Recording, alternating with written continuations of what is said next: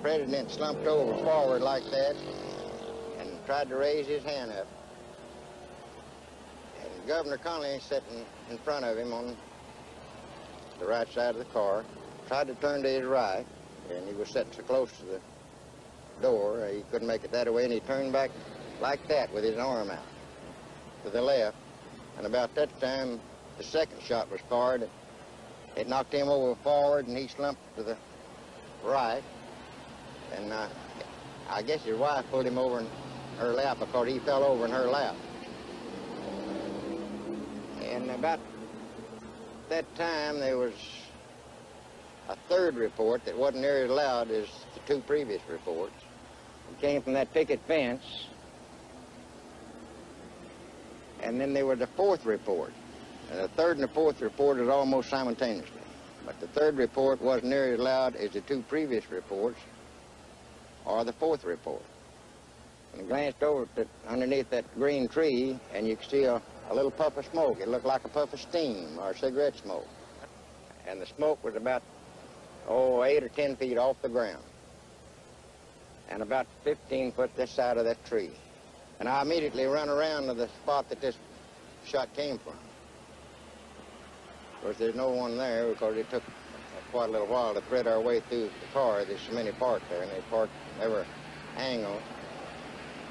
But when I got over there, I did find where a man had been standing and walking from one end of the bumper to the other. And I guess if you could have counted the footsteps, it'd have been 200 or more on the muddy spots, the footprints. And there was 2 mud spots on the bumper of this station wagon. Would you take me over there and show me this place you're talking about? Yes, I will. All right, let's go. Well, Mr. Holland, where would the person have to be standing to have fired that shot that you heard that came from up here? On the footprints and all indication, he was standing right here. Were they fresh footprints? They were fresh because it had been raining that morning. There was footprints, mud on his 2x4s. There was mud on the bumper of the station wagon. And there was only 2 sets of footprints that I could find that left this station wagon, and they went behind the white Chevrolet car that was sitting over there. Died at approximately 1 o'clock Central Standard Time today here in Dallas. He died of a gunshot wound in the brain. Dr. Berkeley told me it's a simple matter, Tom, of a bullet right through the head. Here with his wife on Houston Street in the crowd waiting for the motorcade. A few minutes before it arrived, Rowland told the Warren Commission, he noticed an elderly Negro man up in the window where you are now, where Oswald is supposed to have fired from. But he told the Commission, and a few days ago repeated his story for us here, of seeing a gunman lurking in another window entirely.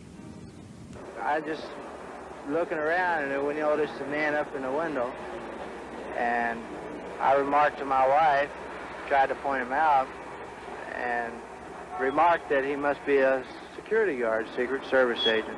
So the window then that you're referring to is on the opposite end of the building from where the main entrance to the building is. Yes, it is on the other side of the building. And he had a rifle. It looked like a high-powered rifle because it had a scope which looked in relation to the size of the rifle to be a big scope. I know you've talked a lot about it, but you said you were in the motorcade in Dallas in '63. I was.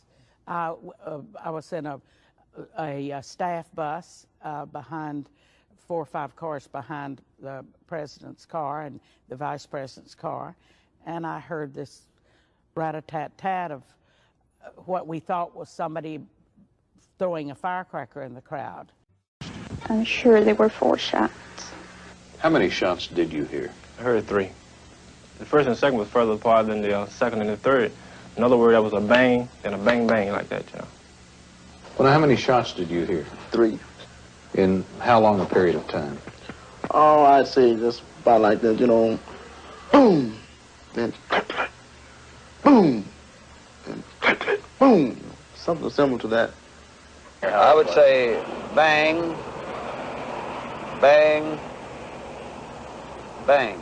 There's definitely 4 shots. Well, just 3 quick bursts, like bang, bang, bang.